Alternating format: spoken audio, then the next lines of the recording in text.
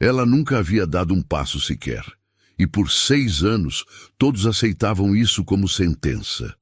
Até o dia em que o pai milionário chegou em casa mais cedo e viu algo tão inesperado que ficou paralisado na porta, sem conseguir dizer uma palavra. Mas para entender como ele chegou até ali, é preciso voltar alguns meses. Antes de continuar, já se inscreva no canal, deixe seu like e nos conte nos comentários de onde você está acompanhando. Uma mansão dos Brandão, em um condomínio fechado na zona sul de São Paulo, era imensa e silenciosa como um templo, mas sem fé. Desde que a esposa de Eduardo Brandão, poderoso empresário do setor farmacêutico, morreu em um acidente de helicóptero, a casa virou um labirinto de mármore e ausência. A filha Bia era a única razão pela qual ele ainda morava ali. Mas, curiosamente, ela também parecia ser a principal fonte de sua fuga. Diagnosticada com paralisia funcional aos 2 anos, Bia passou a viver em uma cadeira de rodas. Médicos renomados diziam que era um caso raro, talvez sem solução. Desde então, Eduardo a tratava como frágil, distante, quase como se ela fosse de vidro. As babás vinham e iam, umas saíam por não suportar o ambiente gelado, outras eram dispensadas por passar dos limites e insistir em coisas como fé, estímulo, esperança. Bia crescia calada, observando o mundo da altura de suas rodas. As salas da casa tinham mais eco do que risadas, e Eduardo se refugiava no trabalho, nas reuniões, nas cifras e nos contratos, deixando que a filha fosse criada por profissionais, mas sem permitir qualquer intimidade real. Foi em meio a esse ambiente que Lívia Soares chegou. Jovem, mas com olhar firme, tinha um passado como fisioterapeuta pediátrica, algo que Eduardo fez questão de ignorar no currículo. O que importava era a discrição, o silêncio, a pontualidade. Mas Lívia nunca foi do tipo que apenas obedecia ordens, e naquela casa onde ninguém mais ousava falar de esperança, ela seria a primeira a escutar o que ninguém ouvia. Nem mesmo o próprio pai. No primeiro dia, Lívia chegou antes do sol nascer. Vestia uma roupa simples, cabelo preso em coque, sem maquiagem, e trazia consigo apenas uma mochila gasta e uma pequena bolsa de pano com desenhos infantis costurados à mão. Dona Neide, a governanta da casa há mais de 20 anos, foi quem a recebeu na entrada de serviço, com a mesma expressão cansada de quem já tinha visto muitas babás chegarem com entusiasmo e irem embora com pressa. "Vai durar quanto tempo, você acha?" perguntou um dos jardineiros, quase em tom de aposta. "1 mês no máximo", respondeu Neide, seca. Mas bastaram as primeiras horas para que Lívia deixasse claro que não era como as outras. Ela não esperou ordens, não pediu manual. Entrou no quarto de Bia como quem entra em um universo novo, não como quem pisa em solo delicado. A menina estava sentada na cadeira de rodas, penteada, vestindo um vestido caro e com uma boneca no colo, imóvel, olhando pela janela como se o mundo lá fora não fosse mais dela. "Bom dia, princesa", disse Lívia, agachando-se para ficar na altura da menina. "Eu não gosto de princesa", Bia respondeu sem virar o rosto. "Que bom. Princesa não faz nada, só espera. E a gente aqui vai fazer muita coisa." Lívia não pegou o tablet, não ligou a televisão. Em vez disso, abriu sua bolsa de pano e tirou de dentro um cubo colorido com sinos, um punhado de fantoches de dedo e uma pequena caixinha de música enferrujada. Naquele dia, ela não mencionou exercícios, reabilitação ou qualquer tentativa de estimular movimentos. Só contou histórias. Histórias sobre formigas corajosas, sobre passarinhos que tinham medo de altura, sobre crianças que falavam com os pés. Bia não riu, mas também não pediu para parar, e isso já era mais do que qualquer babá anterior tinha conseguido. No segundo dia, Lívia tirou o tapete do canto da sala e o estendeu no chão do quarto, Colocou almofadas ao redor, como se estivesse montando uma cabaninha improvisada. "A gente pode brincar aqui?" perguntou com um sorriso. "Não posso descer da cadeira", respondeu Bia, séria. "Quem disse isso?" "O doutor, o papai, todo mundo." Lívia se aproximou e sussurrou.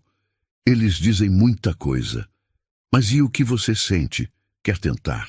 Houve silêncio. Então, Bia assentiu com um aceno quase imperceptível.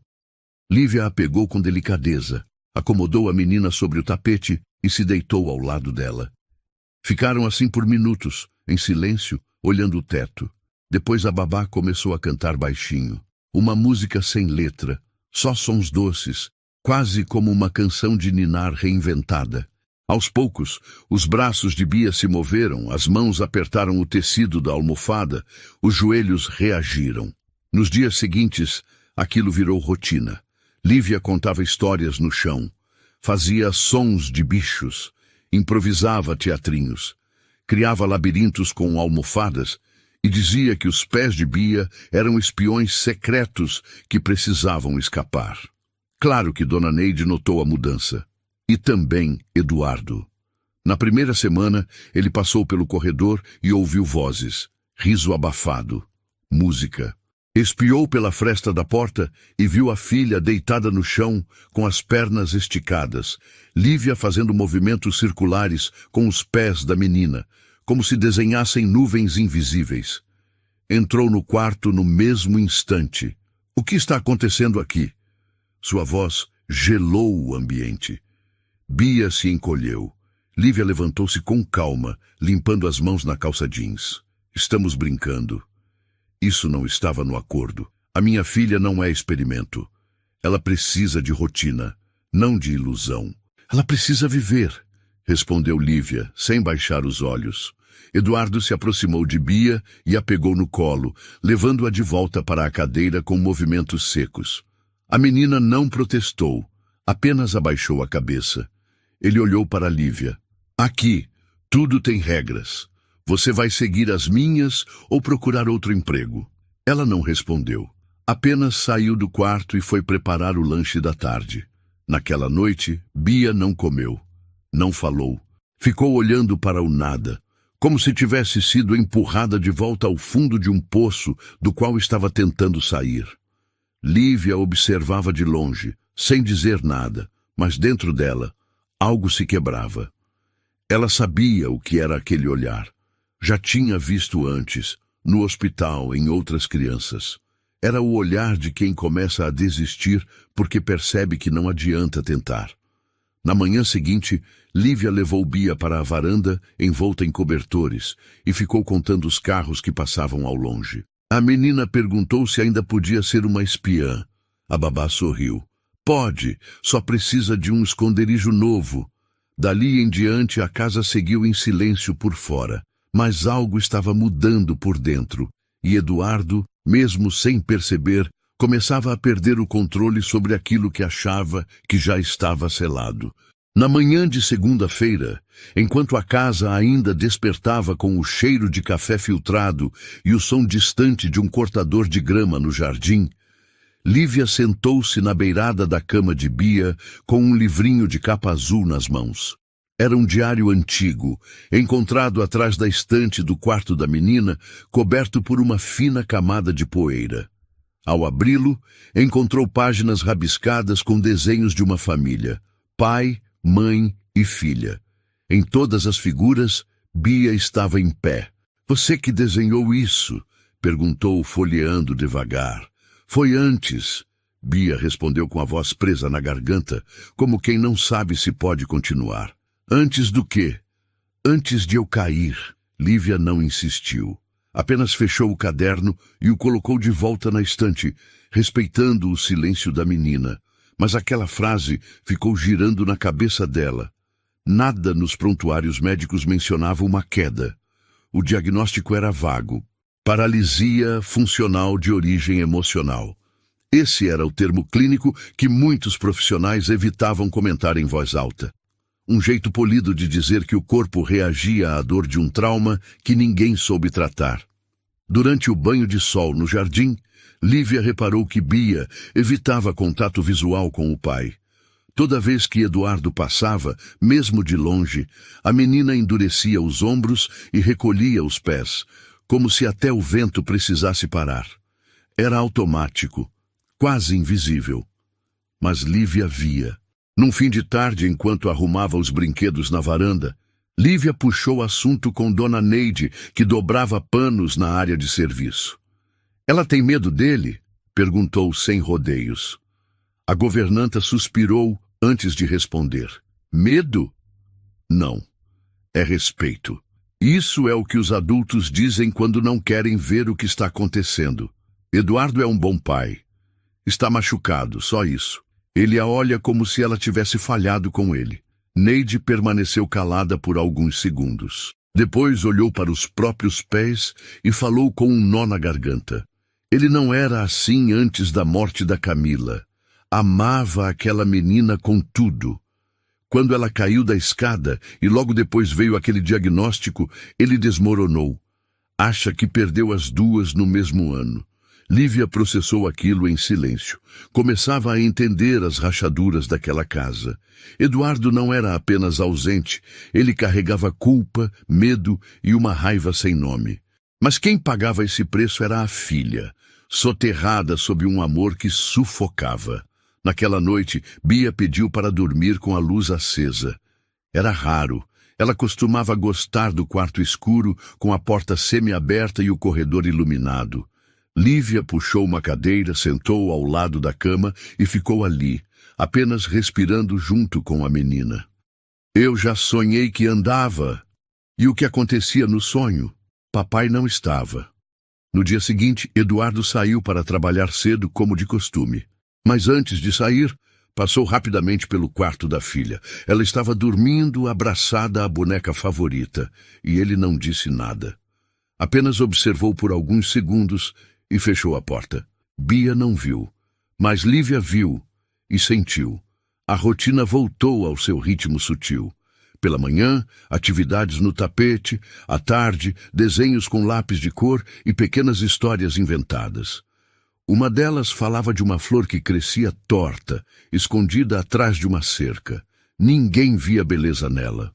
Até que um dia, a flor decidiu se virar para o sol, e aos poucos floresceu de novo. "Como termina a história?" perguntou Bia, segurando os lápis. "Você que decide", respondeu Lívia. "Acho que a flor ficou com medo de virar. Então talvez ela precise de alguém que acredite que ela pode." Bia olhou para ela sem sorrir, mas com os olhos brilhando. Depois abaixou a cabeça, como se escondesse uma emoção que ainda não sabia nomear. Mais tarde, durante o almoço, Lívia tentou algo novo. Ao invés de alimentá-la na cadeira, como estava acostumada, propôs comerem sentadas no chão do quarto, em uma toalha estendida como piquenique. "Não sei se posso", disse Bia, hesitante. "Pode tentar. Eu ajudo." Lívia se ajoelhou, pegou a menina no colo e a colocou devagar sobre a toalha. Ao se ajustar entre as almofadas, Bia sentiu um leve formigamento nas pernas. Não era dor, tampouco força, era outra coisa. Uma memória distante de movimento. Ficaram ali por meia hora, comendo pedaços de fruta, contando piadas e empilhando bolachas como se fossem castelos. Lívia sabia que o corpo guarda traumas, mas também guarda coragens. Pequenas, quase invisíveis, mas reais. A flor amassada ainda vivia. Só precisava de alguém disposto a esperar o tempo dela florescer. E, acima de tudo, que não a arrancasse da terra só porque ainda não estava pronta para ser vista. Eduardo chegou em casa mais tarde que o habitual. Trazia nos ombros o peso de uma reunião tensa com acionistas e nas mãos uma caixa de medicamentos que ainda não havia decidido se abriria. O relógio da parede marcava 21h15. Passou direto pela sala principal. Notou as luzes do corredor do segundo andar acesas e seguiu para seu quarto sem dizer uma palavra. Do quarto de Bia vinham sons abafados. Uma canção infantil, daquelas antigas que só as avós cantavam, Ecoava baixinho, como se fizesse parte de um ritual de calma. Eduardo parou no corredor e inclinou-se, apenas o suficiente para enxergar. Viu a filha deitada no tapete, com as pernas apoiadas nas coxas de Lívia, que batia suavemente nas solas dos pés da menina no ritmo da música. Ele ficou ali, imóvel. As mãos de Lívia moviam-se como quem escreve no ar. Fazia figuras invisíveis, desenhava letras que só Bia parecia entender. A menina sorria, não aquele sorriso ensaiado das fotos em datas comemorativas. Era um sorriso leve, natural, íntimo, como se por um instante não lembrasse da cadeira de rodas encostada no canto. Eduardo afastou-se devagar e entrou no próprio quarto. Jogou a caixa de medicamentos sobre a cômoda, desatou a gravata com raiva e sentou-se na beirada da cama. Sentia-se um intruso na própria casa, como se houvesse ali dentro uma realidade que não lhe pertencia mais. Ou pior, como se nunca tivesse pertencido. Na manhã seguinte, antes de sair para o trabalho, cruzou com Lívia na cozinha. Ela preparava um suco natural enquanto esperava a água do café ferver. "Você costuma fazer isso todos os dias?" Ele perguntou com voz seca. "O suco ou a música?" Ela devolveu, sem tirar os olhos da jarra. "A música, as massagens, essas coisas. Costumo fazer o que ela permite. E ela tem permitido muito mais do que você imagina." Eduardo não respondeu. Apenas ajeitou os punhos da camisa e saiu. Mas a frase ficou martelando na cabeça o dia inteiro.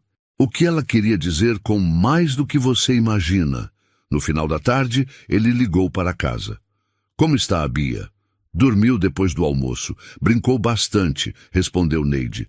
"Brincou como?" "No chão, como sempre." Eduardo desligou sem agradecer. Tinha vontade de voltar para casa naquele instante, mas não saberia o que fazer se chegasse. Não sabia mais como entrar na rotina da filha, tampouco como entender o que se passava entre ela e a babá. Pareciam falar uma língua que ele nunca aprendeu. Naquela noite, uma reunião de negócios foi marcada em sua casa. Uma decisão emergencial com 2 sócios de um laboratório. Pediu silêncio total, restringiu o acesso de funcionários aos andares principais e solicitou que Bia ficasse no quarto durante o período. Enquanto serviam café na sala de estar, uma melodia suave começou a vir do andar de cima. Os sócios se entreolharam. Um deles sorriu. "Que bela música! Sua filha?" "Deve ser a babá", respondeu Eduardo, irritado. Subiu as escadas em passos firmes. Abriu a porta do quarto de Bia sem bater. Viu a filha deitada no colchão de atividades, braços abertos como quem voa. Lívia segurava os tornozelos da menina, fazendo movimentos circulares. Ao som da música, Bia mexia os pés de leve, como se estivesse nadando no ar. No instante em que viu o pai, Bia parou. Os olhos se fecharam e o corpo enrijeceu. Lívia também parou. Ficou em silêncio. Eduardo olhou para as duas, depois para a cadeira de rodas encostada no canto do quarto. Nenhuma palavra foi dita. Apenas o som da música ainda vibrava no fundo da caixa de som portátil. Ele fechou a porta devagar e desceu as escadas sem comentar com ninguém. No dia seguinte, não foi trabalhar.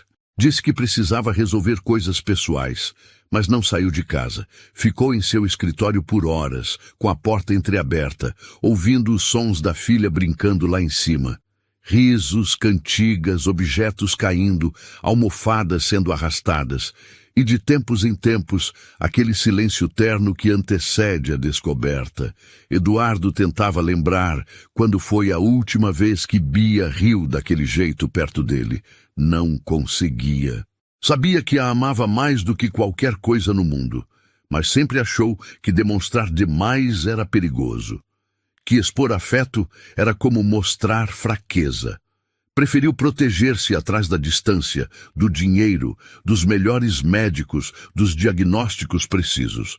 Mas naquele momento, sentado atrás da mesa do próprio escritório, Eduardo percebeu que sua filha estava se movendo. Talvez não apenas fisicamente. Talvez ela estivesse voltando à vida. E ele não fazia parte disso. porque mesmo dentro da mesma casa, ele ainda não conseguia ver. A chuva começou por volta das 6 da tarde, com trovões esparsos e um vento forte que balançava os coqueiros do jardim. O céu escureceu rápido, deixando a mansão num silêncio ainda mais denso. Era sexta-feira, e Eduardo, embora não tivesse reuniões marcadas, decidiu sair. Alegou um jantar de negócios, mas Neide sabia que ele só queria fugir. Lívia, por outro lado, ficou. Bia estava inquieta. A cadeira parecia mais apertada do que o normal, e o clima pesado deixava a menina tensa. Lívia percebeu logo após o jantar, quando Bia recusou a sobremesa e pediu para ir direto para o quarto. Em vez disso, ela levou a menina para a sala principal. Tirou os móveis de lugar, empurrou o sofá para o canto e estendeu 2 tapetes grandes no chão. Acendeu abajures ao redor e apagou a luz do teto, criando um ambiente quase mágico. "Hoje vamos acampar", anunciou com um sorriso travesso. "Aqui na sala? Aqui mesmo. Nada de cadeira, nada de quarto, só a gente, os tapetes e um segredo." Bia arregalou os olhos. Aquilo era novo. Nunca ninguém tinha autorizado que ela saísse da área infantil. Nunca ninguém havia lhe dado tanto espaço para ser criança. Lívia a tirou da cadeira com calma, apoiou-a entre almofadas e cobertores e ligou uma música instrumental suave no celular. O som preenchia o espaço como um abraço quente. "Qual é o segredo?" perguntou Bia, ajeitando-se no chão. "O corpo fala, mesmo quando a gente acha que ele não pode." Lívia se deitou ao lado dela e esticou as pernas. Colocou a menina sobre suas canelas e começou a balançá-la levemente para cima e para baixo, como um aviãozinho. Primeiro devagar, depois um pouco mais alto e então mais alto ainda. Bia riu, gargalhou, gritou de leve. A tensão da chuva desapareceu de seus ombros. As mãos se abriram, os olhos brilharam. "Eu estou voando!" gritou. "Você sempre pôde. Só esqueceram de te lembrar disso." Entre uma brincadeira e outra, Lívia fazia pequenos estímulos com os pés da menina.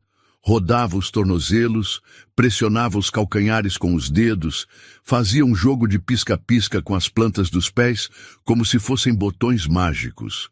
A cada movimento, Bia reagia com mais firmeza. As pernas não estavam paradas. Elas estavam acordando. Depois de quase 1 hora, Lívia parou e puxou Bia para um abraço. "Fecha os olhos." "Por quê?" "Porque agora a gente vai imaginar que estamos no topo de uma montanha." "Tá. E o que tem lá?" "Um lugar onde todo mundo pode ser quem quiser. E ninguém olha torto se você andar devagar ou voar de cabeça para baixo." Bia sorriu e fechou os olhos. Ficaram assim por alguns minutos, respirando em silêncio. O som da chuva continuava lá fora, agora mais fraco. O mundo lá fora parecia distante. Foi então que a porta da sala se abriu. Eduardo tinha voltado mais cedo. Não ligou.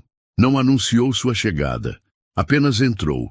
Ao perceber as luzes baixas e o ambiente transformado, caminhou devagar até o limite do corredor, onde pôde ver, sem ser visto.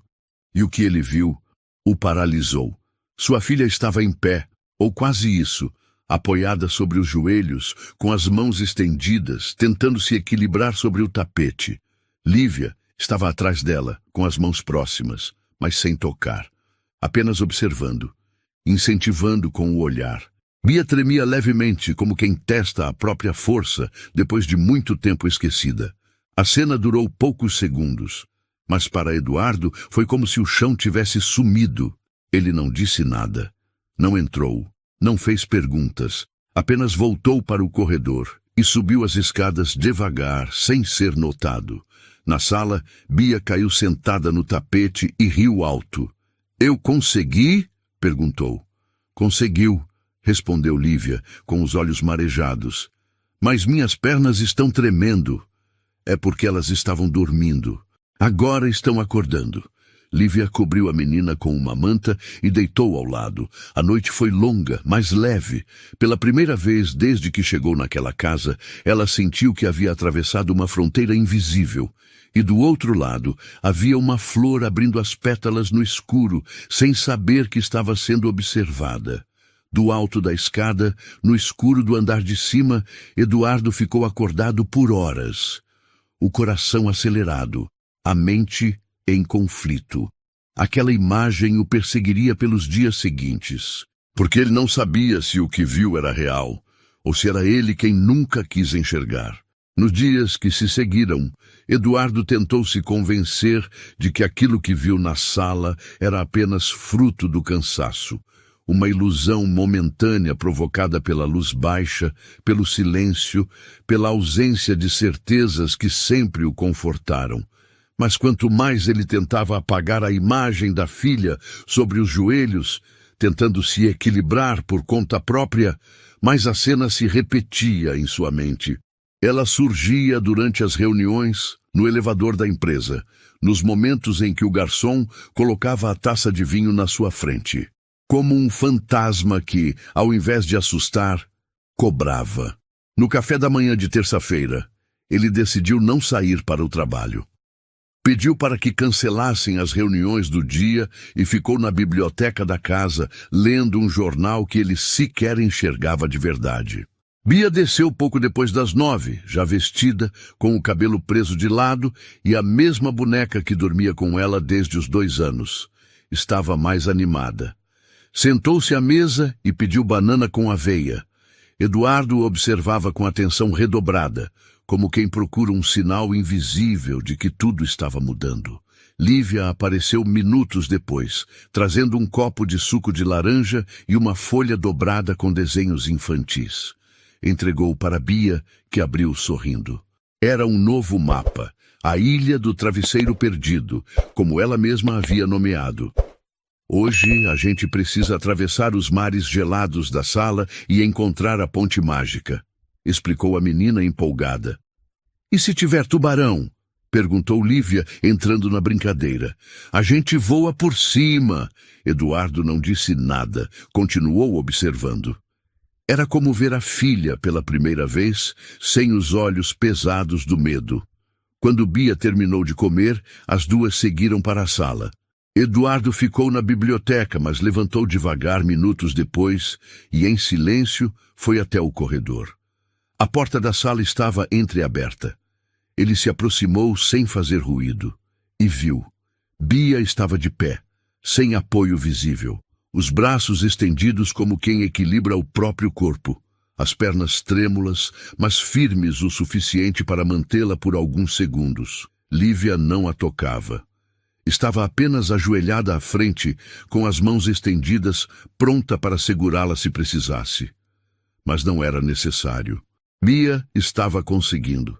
Eduardo sentiu o chão desaparecer. Ficou com as costas encostadas na parede, tentando entender o que aquilo significava. Era como se todo o diagnóstico, todos os anos de médicos e fisioterapeutas, todo o dinheiro investido em tratamentos tivessem sido empilhados à força entre ele e a verdade. E agora, tudo estava desmoronando diante de seus olhos. A filha que ele acreditava estar presa a uma cadeira havia 6 anos estava ali, sustentando o próprio peso. O som da risada dela preencheu a sala. "Eu tô em pé, Lívia! Eu tô em pé!" gritou radiante. "Eu sei, Bia. Eu sempre soube que você podia." Eduardo deu um passo à frente sem pensar. A porta rangeu.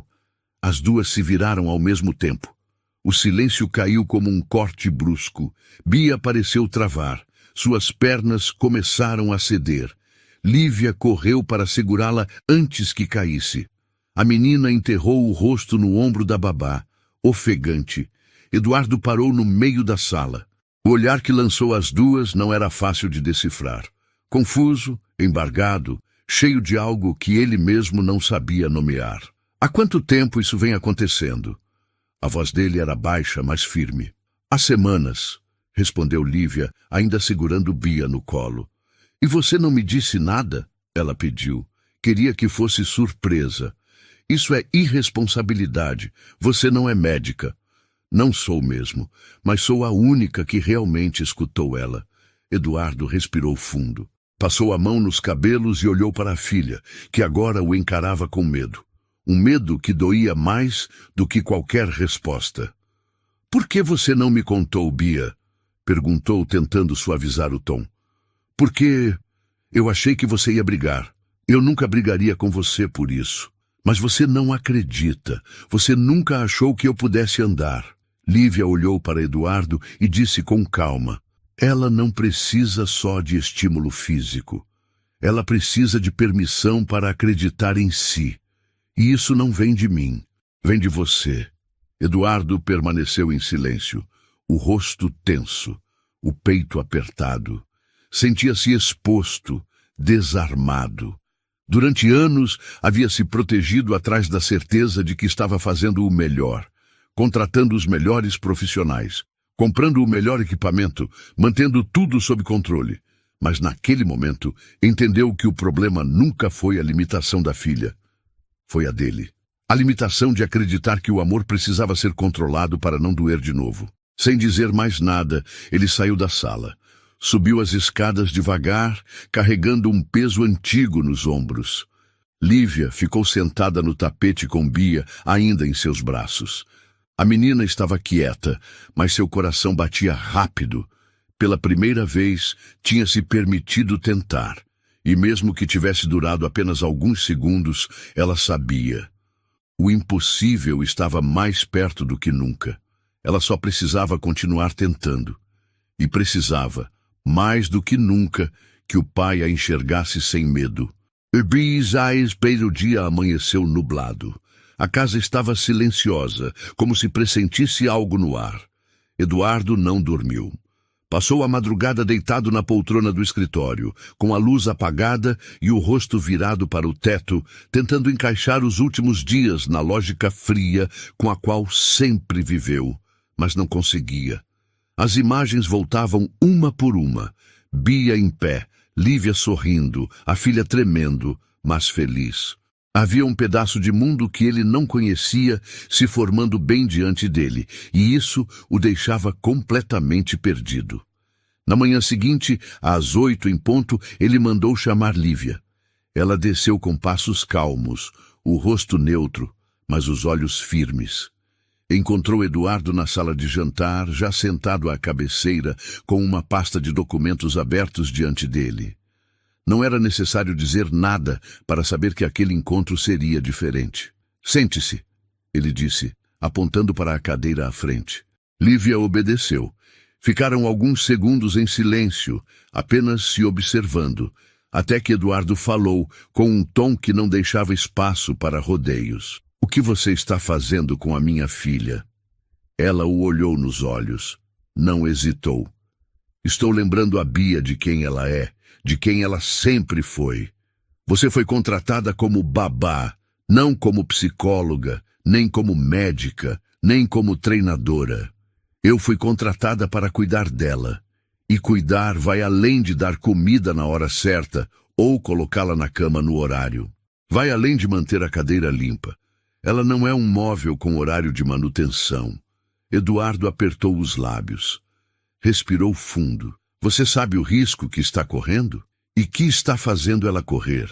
Qualquer movimento errado, qualquer tombo, ela já caiu uma vez. E ninguém a levantou de verdade desde então." Ele levantou da cadeira bruscamente. "Você quer me ensinar como criar minha filha? Eu quero que você olhe para ela. Só isso." "Eu olho." "Não, Eduardo. Você supervisiona. Você administra a dor, controla os horários, contrata os melhores médicos, mas não olha, não escuta, não fala com ela como pai, fala como se tivesse medo de quebrá-la mais uma vez." Ele parou sem resposta imediata. Caminhou até a janela e ficou de costas. A chuva fina começava a cair do lado de fora, borrando o vidro. Sua voz veio baixa, quase como um sussurro. "Eu perdi minha esposa. Eu perdi o chão. E no mesmo ano disseram que minha filha não andaria mais. Eu fiz o que qualquer homem faria. Segurei tudo. o luto, o medo, a raiva, e protegi a única coisa que me restava do mundo. E nessa tentativa de proteger, você a escondeu, como se tivesse vergonha da dor dela, como se amar fosse o mesmo que trancar. Mas ela não é um segredo, ela é uma criança, e ela precisa de presença, não de paredes. Ele se virou, os olhos marejados, mas ainda havia dureza na forma como falava. Você não devia ter feito isso pelas minhas costas. O que aconteceu anteontem foi perigoso. Ela podia ter se machucado. Você ultrapassou limites. Ela pediu para tentar. Você sabe o que isso significa? Ela pediu. Pela primeira vez em 6 anos, ela quis se levantar. Você tem ideia da coragem que isso exige de uma criança que cresceu ouvindo que não podia? Eduardo não respondeu. Lívia respirou fundo e então continuou, sem elevar a voz. Eu sei que você ama sua filha, mas seu amor está cheio de medo, e medo demais paralisa.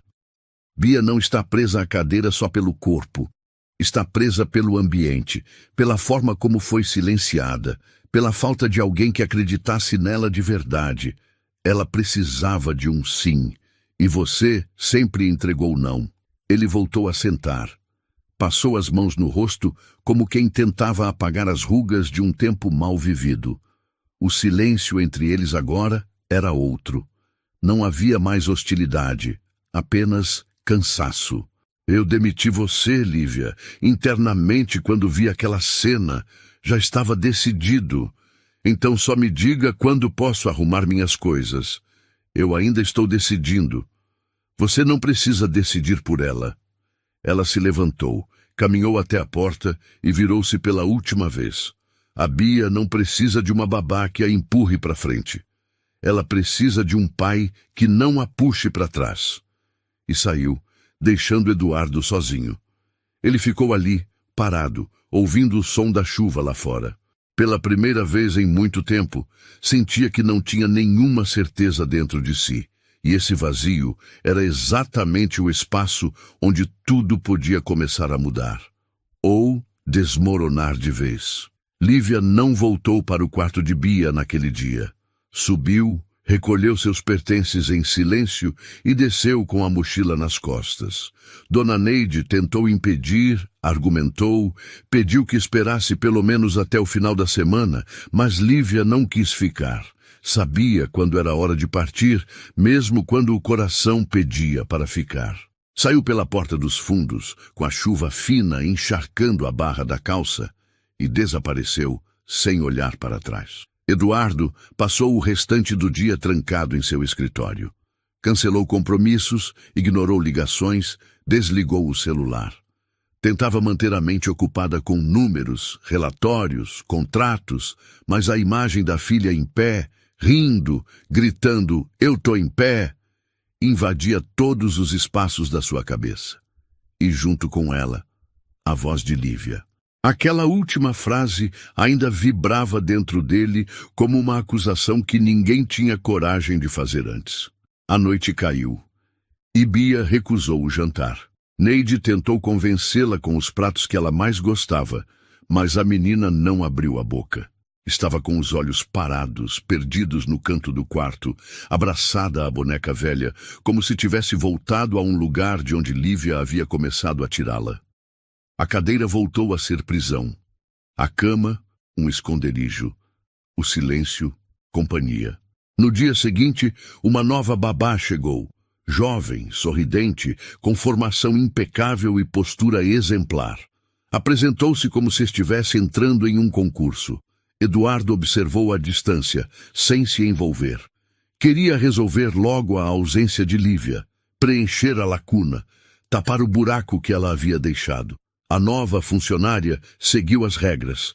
Deu os remédios no horário, conduziu Bia até a varanda para tomar sol, colocou desenhos educativos na televisão e foi ignorada do início ao fim. No terceiro dia, Bia amanheceu febril. Não era gripe nem virose, era um cansaço profundo que transbordava nos olhos. Quando Eduardo foi vê-la, ela apenas virou o rosto para o outro lado da cama. Não disse nada. Não pediu nada. Não perguntou por ninguém.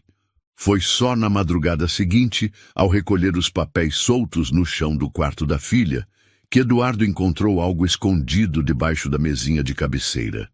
Um desenho. Torto, colorido com força, como se alguém tivesse colocado o peso do corpo inteiro no lápis de cera. Duas figuras de mãos dadas, uma menina e uma mulher de vestido azul, ambas em pé, cercadas por estrelas e corações. No canto inferior do papel, escrito com letras grandes e tremidas: Eu e ela. Eduardo sentou-se na beira da cama e ficou olhando o desenho por longos minutos. Pela primeira vez, sentiu algo dentro dele rachar. Não era raiva, nem culpa, nem medo. Era uma mistura de todas essas coisas, com uma dor antiga que ele tinha enterrado tão fundo que quase esqueceu que existia. Percebeu que estava chorando, e chorou em silêncio, para não acordar a filha.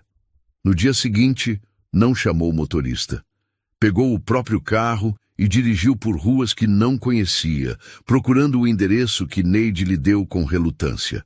Quando parou em frente ao pequeno sobrado bege de esquina, hesitou antes de descer.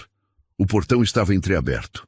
Bateu palmas. Lívia apareceu com expressão surpresa, mas não disse nada. Eu precisava falar com você, disse ele. Eu imaginei que não fosse por acaso. A Bia, desde que você saiu, ela apagou. Ela está esperando. Esperando o quê? Que você faça a primeira escolha. Eduardo respirou fundo. Olhou para o chão, depois para o céu nublado. Sentia-se pequeno, desajeitado, como um homem que sempre soube controlar tudo, mas que agora era incapaz de conduzir a própria filha até o sorriso. Levou a mão ao bolso e tirou o desenho. Ela fez isso. Lívia pegou o papel com cuidado. Passou os dedos sobre os traços infantis como se tocasse uma lembrança viva. Ela acredita que pode caminhar. Mas antes disso, precisa saber que pode confiar em quem está ao lado dela. Eu não sei como fazer isso. Comece ficando. Eles se encararam por um instante. Não havia promessas, nem garantias, mas havia algo novo ali, um ponto de partida. Eduardo assentiu com um leve movimento de cabeça. Horas depois, Lívia cruzava novamente o portão da casa dos Brandão. Dessa vez, sem malas, sem medo, sem aviso formal. Quando Bia a viu na porta do quarto, levou a mão à boca como se estivesse diante de um milagre. Lívia ajoelhou-se no chão, abriu os braços e a menina deslizou da cadeira com esforço, empurrando o próprio corpo até cair no colo dela. Não disseram nada. Não precisavam. O mundo podia esperar, porque agora elas estavam inteiras de novo. E Eduardo, parado na porta, entendia que só havia uma escolha certa a fazer: ficar e aprender a ver. Perguntar ao ChatGPT. Na manhã seguinte, a casa parecia diferente. A luz entrava pelas janelas sem precisar pedir licença. A mesa do café da manhã estava posta, mas pela primeira vez, em muito tempo, sem rigidez. Bia desceu para a sala com a ajuda de Lívia, sorrindo, vestindo uma camiseta larga e os cabelos presos de forma desajeitada, como ela mesma tinha pedido para arrumar. Eduardo já estava lá, esperando. Levantou quando viu as duas entrarem e fez algo que raramente fazia. Puxou a cadeira para que Lívia se sentasse também. "Dormiu bem?" perguntou a filha, com a voz mais baixa do que o habitual. "Dormi", respondeu Bia, enquanto passava geleia no pão com concentração. "E sonhou com alguma coisa?" "Não, mas quando acordei, senti as pernas formigando." Eduardo sorriu. "Isso é um bom sinal, né? É o corpo falando que está querendo acordar", disse Lívia tranquila. Depois do café, Lívia e Bia seguiram para a sala principal.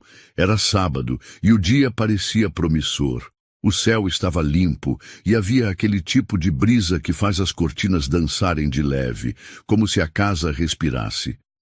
A cadeira de rodas ficou encostada em um canto, silenciosa, como uma lembrança que não machucava mais. No centro da sala, um colchonete coberto por tapetes e almofadas formava um cenário improvisado. Lívia se sentou no chão e colocou uma música suave, enquanto Bia se ajeitava ao lado dela. Primeiro sentada, depois ajoelhada, apoiando-se com as mãos nos quadris da babá. Eduardo, de pé atrás da porta entreaberta, observava. Não fazia mais questão de interromper. Aprendeu nos últimos dias que havia força em saber assistir e presença em saber quando não dizer nada. Bia tremia, como sempre, mas agora, ao invés de se assustar, ela fechava os olhos, respirava fundo e insistia mais um pouco. Lívia apenas encorajava com gestos simples, com palavras curtas, com a certeza de quem não pressiona, mas também não deixa desistir. Foi durante uma dessas pausas silenciosas que aconteceu. Bia apoiou as duas mãos no tapete, firmou os joelhos e, pela primeira vez, ergueu o tronco sozinha. Não estava tentando brincar, não estava sendo levantada por ninguém. Ela apenas fez. Estava em pé, curvada, trêmula, com o queixo levemente inclinado para a frente, mas em pé. Ficou assim por alguns segundos. Depois cambaleou e caiu sentada com um leve baque no tapete. O impacto foi pequeno, mas o silêncio que se seguiu foi imenso. Ela mesma pareceu não acreditar. "Eu consegui?" perguntou, virando-se para Lívia. "Conseguiu", respondeu ela, com os olhos cheios de lágrimas, mas sem deixar que escorressem. Eduardo entrou na sala sem pensar. Aproximou-se devagar, se ajoelhou no chão à frente da filha e a puxou para um abraço. Foi a primeira vez desde que ela se lembrava que ele a abraçou sem pressa, sem proteção exagerada, sem medo de quebrar. "Eu vi, filha. Eu vi você em pé." Bia não disse nada. Encostou o rosto no peito do pai e fechou os olhos. Ficaram assim por minutos, sem pressa, sem barulho, sem qualquer interferência do mundo do lado de fora. Apenas eles. 3 pessoas que, de formas muito diferentes, tinham lutado para chegar até ali. No fim da tarde, Bia adormeceu no sofá, coberta com um cobertor leve. Eduardo e Lívia ficaram na varanda, cada um com uma xícara de chá nas mãos, olhando o jardim que voltava a florescer após semanas de abandono. "Eu não sei o que vai acontecer daqui para frente", disse Eduardo, quebrando o silêncio. "Ninguém sabe", respondeu Lívia, "mas eu quero aprender, com ela, com você, com o que ficou depois de tudo." "Então, já é um bom começo." Ele olhou para ela com uma expressão que misturava gratidão e vergonha. Gratidão por tê-la de volta.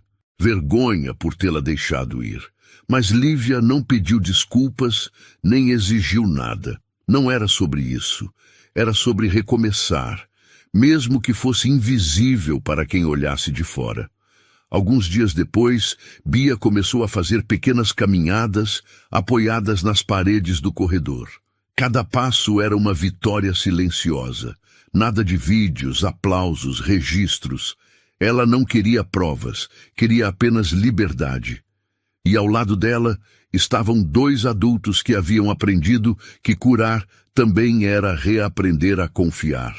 E confiar, às vezes, era simplesmente não sair correndo quando o outro tropeçava. Na casa dos Brandão, nada de espetacular aconteceu nas semanas seguintes. Mas o extraordinário estava em detalhes. No prato de comida que Bia voltou a raspar. No dia em que pediu para tentar descer um degrau sozinha. Na hora em que Eduardo segurou sua mão com delicadeza, sem tentar conduzir, apenas acompanhar. E assim, sem nenhuma data marcada, sem anúncio, sem milagre, a vida foi voltando. Silenciosa, leve, insistente, como tudo o que é verdadeiro costuma ser. Se essa história também despertou algo em você, inscreva-se no canal para acompanhar outras jornadas tocantes como a de Bia.